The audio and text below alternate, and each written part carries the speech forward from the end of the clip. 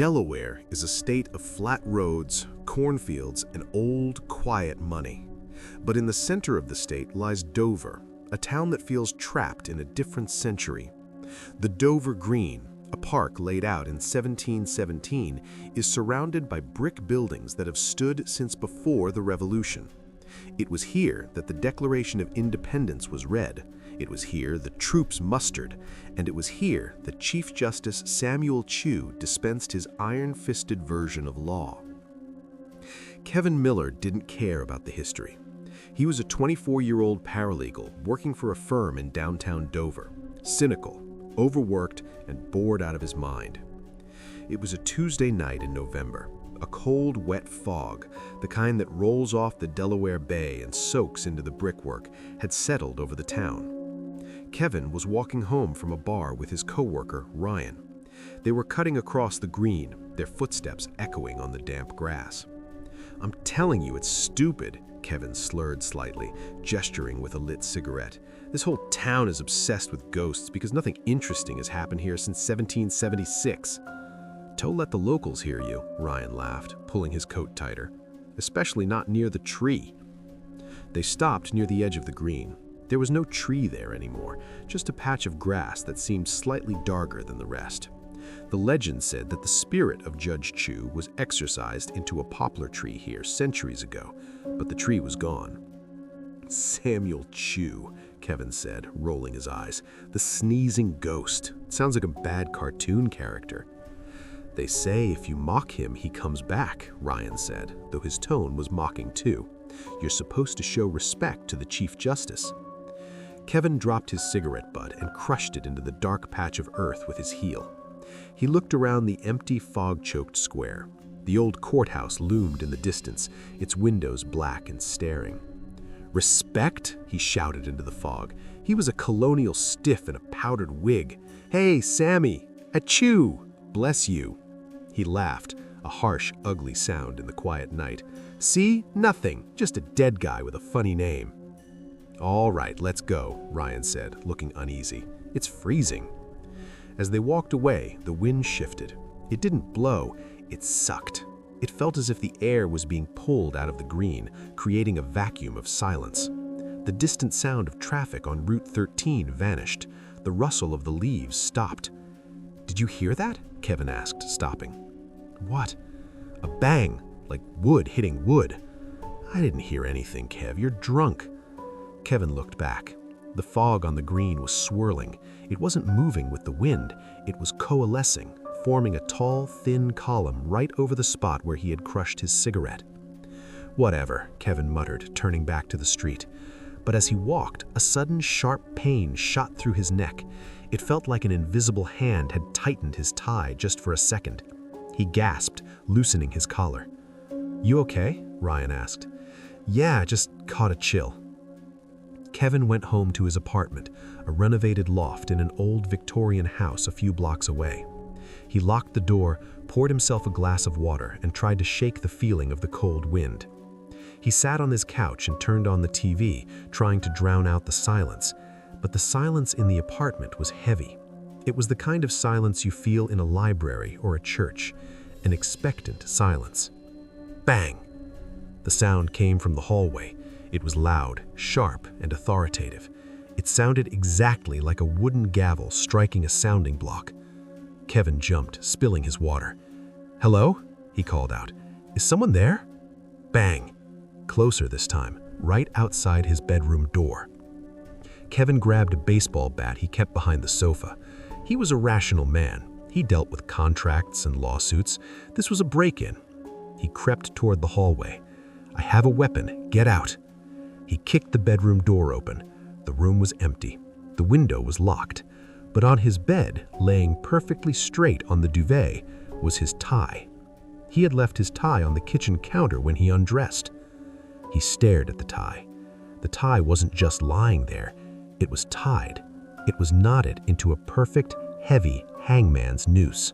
Kevin didn't sleep that night. He sat in the living room with all the lights on, the baseball bat across his knees. Every time he started to drift off, he heard it. The rustling of heavy fabric, the scratch of a quill pen on parchment, and occasionally that sharp, terrifying bang. By morning, the fear had turned into a dull, throbbing headache.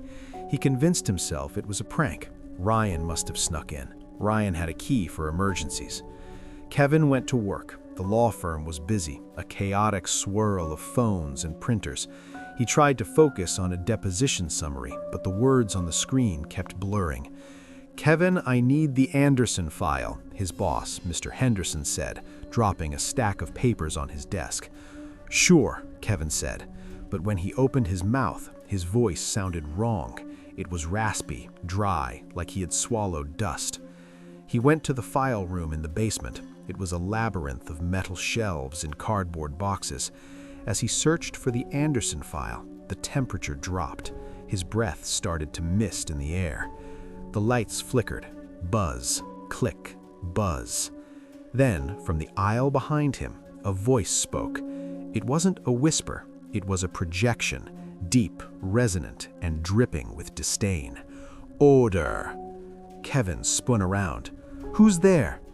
The aisle was empty, but the air smelled suddenly of old paper, rotting tobacco, and damp wool. "The court is now in session," the voice boomed, vibrating through the metal shelves. Kevin ran for the stairs. He burst into the hallway, gasping for air.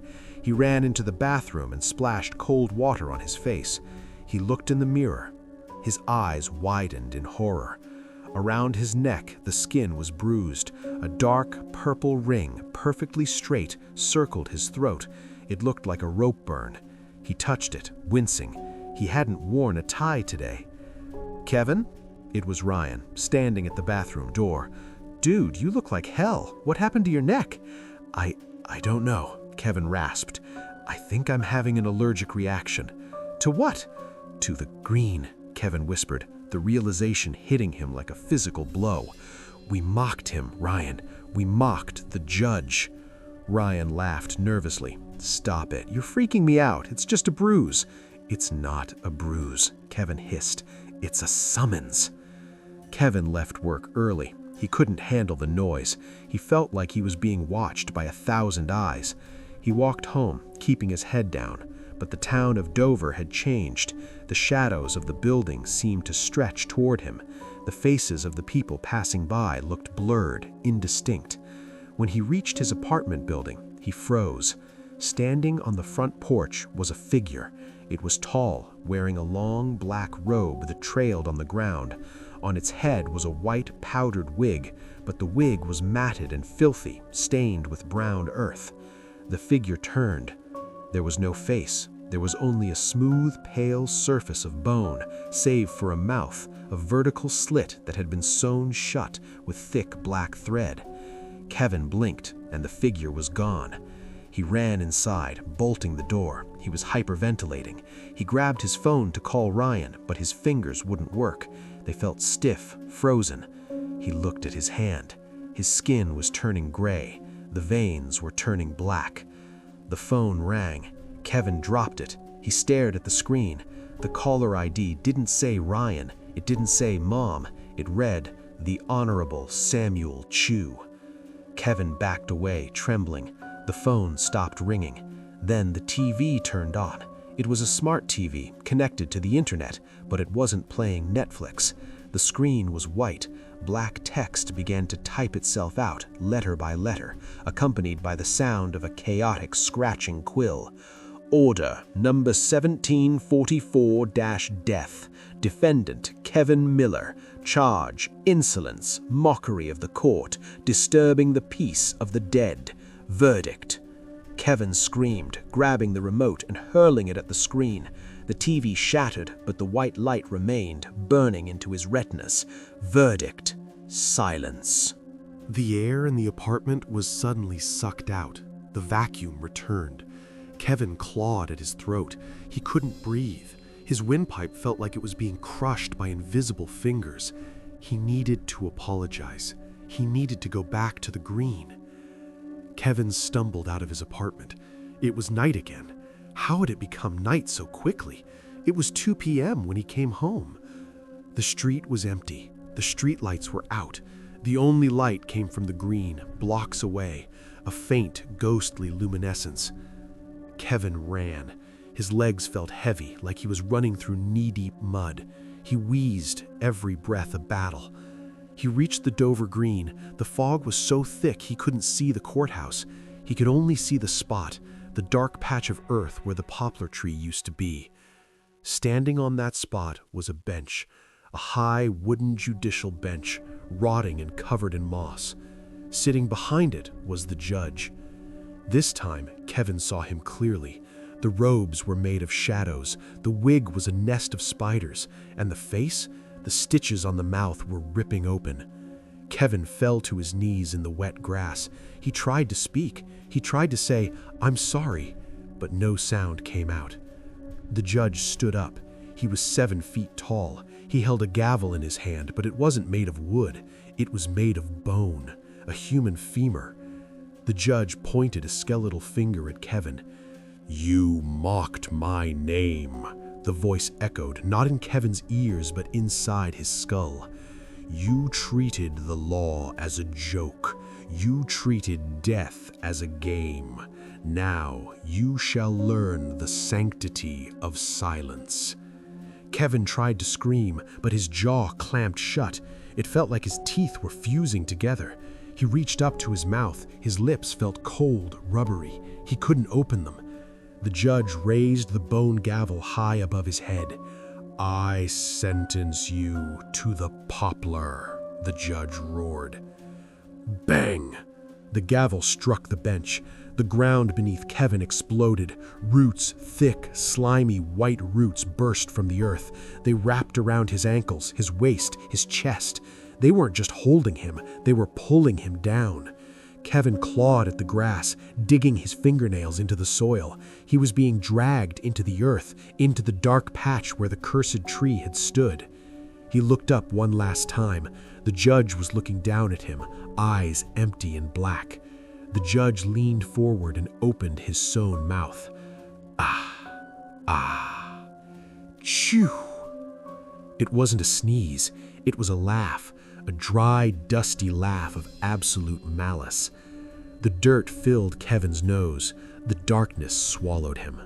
Kevin Miller was found 2 days later. He wasn't buried in the green. He was found wandering along the shoulder of Route 13, miles outside of town. He was dehydrated, exhausted, and in a state of catatonic shock. But the strangest part was his face. Kevin's jaw was broken. His mouth had been sealed shut, not with thread, but with a sap-like substance that doctors later identified as resin from a tulip poplar tree, a species that hadn't grown on the Dover Green for 100 years. They had to cut his mouth open surgically, but Kevin never spoke again. He lives in a quiet care facility now. He is a model patient. He never complains, he never makes a sound. But the nurses know one thing: you must never sneeze around him. If anyone sneezes, even a small, polite sniffle, Kevin curls into a ball, covers his ears, and begins to weep silently, terrified that the gavel is coming down one last time. In Dover, the locals still walk quickly past the green at night. They don't make jokes about the Chief Justice anymore, because they know that Samuel Chu is still presiding, and in his court, there is no appeal.